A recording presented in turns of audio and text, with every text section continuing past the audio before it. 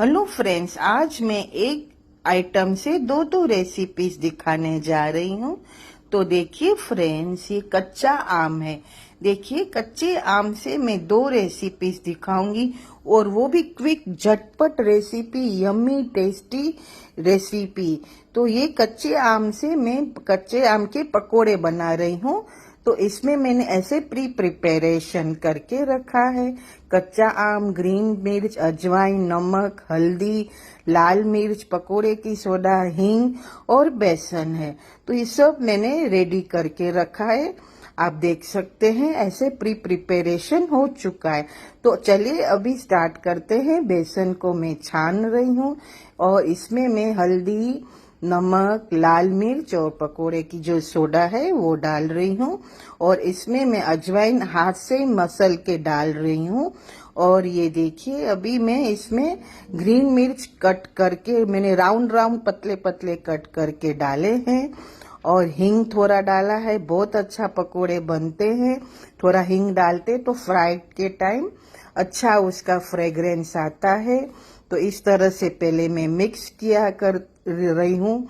और इसमें मैंने अभी पानी डाल के इससे रिबन कंसिस्टेंसी जैसा मैं इसका बैटर बना रही हूँ। ये देखिए ऐसा, ये देखिए इस तरह से कंसिस्टेंसी होनी चाहिए।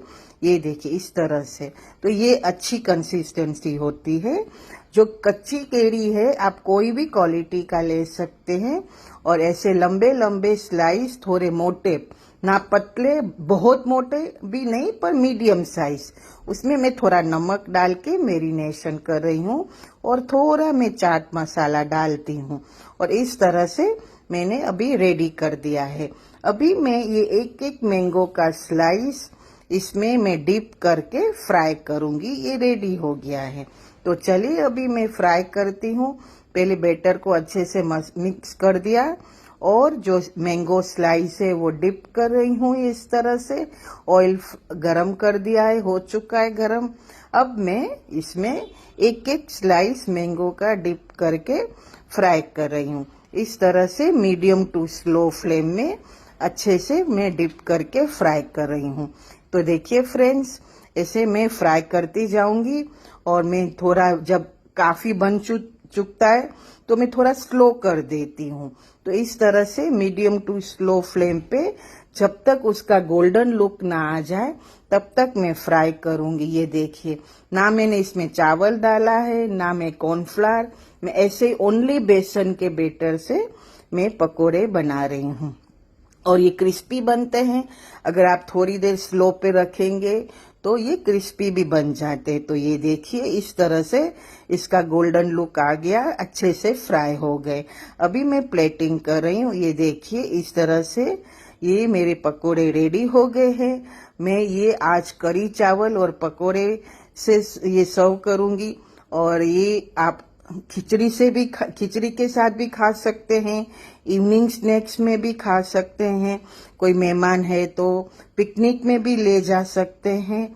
तो फ्रेंड्स, ये मैं अभी उसके ऊपर थोड़ा चाट मसाला डाल रही हूँ, ऑप्शनल है पर बहुत टेस्टी लगता है। ऊपर से थोड़ा चाट मसाला डालो तो इस तरह से ये पकोड़े रेडी हो गए। मैं आपको दिखाती हूँ नजदीक से और ये मैं बाइट करके भी दिखाऊंगी। ऐसा मैं एक टेस्ट कर रही हूँ और इतने ये यमी यमी है कि मैं आपको बता नहीं सकती हूँ।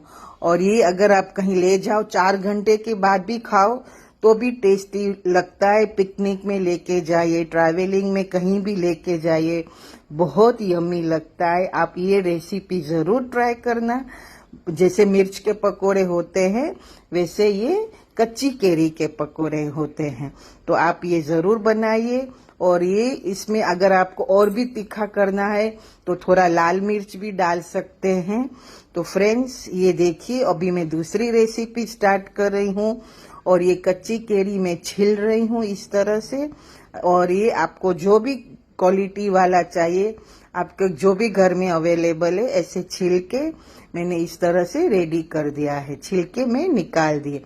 और अभी मैं ये कच्ची केरी को ऐसे छोटे छोटे कट कर रही हूँ। इसको मैं फ्रोजन करूंगी और मैं इसमें ग्रेटर में डाल रही हूँ और इसको छोटे छोटे में पीसेस, ग्रेटर ये हैंड ग्रेटर है तो इस वाइट वाइट है, देखो कितनी अच्छी है। इसको मैं इस तरह से कट करके और एक एक को मैं एक अच्छे से हैंड ब्लेंडर से ही मैं इसका छोटा छोटा कटकी जैसा करूंगी। तो फ्रेंड्स ये आप जरूर ट्राई कीजिए। आपको जब भी बारिश के बाद केरी नहीं मिलती है तो ये बहुत काम आती है। फ्रोजन करने रखूंगी, अभी कैसे करती हूँ आप एंड तक बने रहना। पहले ऐसे छोटे छोटे आप हाथ से स्लाइस कट कर भी सकते हैं, पर मैं ऐसे करती हूँ। तो फिर फ्रेंड्स देखिए इस तरह से मैं उसको चॉपर से चॉपिंग करती हूँ। आप स्लाइस कीजिए, बड़े छोटे आपको जो ठीक लगे आप ऐसे कर सकते हैं। अभी ये देखिए कितना अच्छा आ गया, ये देखना आपको अभी इसका मैं मैजिक दिखाती हूँ कि इसका कितना इवनली चॉपिंग होता है। और ये देखिए ये रेडी हो गया और ये इस तरह से देखिए कितने अच्छे से ये रेडी हो गया है।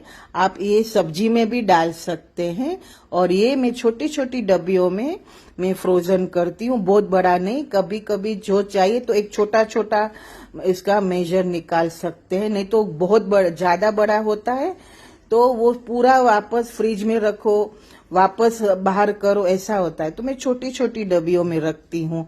तो ये देखिए कितना अच्छा लुक आ रहा है ये चॉपर से। इस तरह से मैंने इसको बंद कर दिया है और ये अभी गया फ्रीजर में, देखो ऐसा। तो ये मैं सब ऐसे छोटी छोटी डब्बियों में रखती हूँ कि जब भी चाहिए स्मॉल अमाउंट तो एक छोटी डब्बी निकाली और उसका 2 चम्मच 3 चम्मच जो भी अमाउंट चाहिए निकाल के कर दिया। अगर हम बड़ा बड़ा डब्बा रख देते हैं तो जो फ्रोजन हो जाता है, फिर मेल्ट करो फिर फ्रोजन करो तो टेस्ट चेंज हो जाता है। तो फ्रेंड्स ये फ्रोजन करने मैंने रख दिया। 2 दिन के बाद मैंने इसको निकाला, मुझे कुछ काम था तो देखिए ऐसा फ्रोजन हो गया और ये 12 मंथ्स तक रहता है फ्रेंड्स। ये देखिए कच्ची केरी आप 12 मंथ्स तक, दूसरे मार्च तक आप इसको रख सकते हैं। मैं आपको इसको निकाल के दिखाती हूँ। ये देखिए ऐसे थोड़ा स्पून से कर दिया और ऐसे करके देखिए ऐसे स्पून से कर दिया और ये देखो रेडी हो गया। तो ये फ्रोजन कच्ची केरी है, आप भेल में खा सकते हैं, कोई भी चाट में खा सकते हैं डाल के और ये बनाइए, एंजॉय।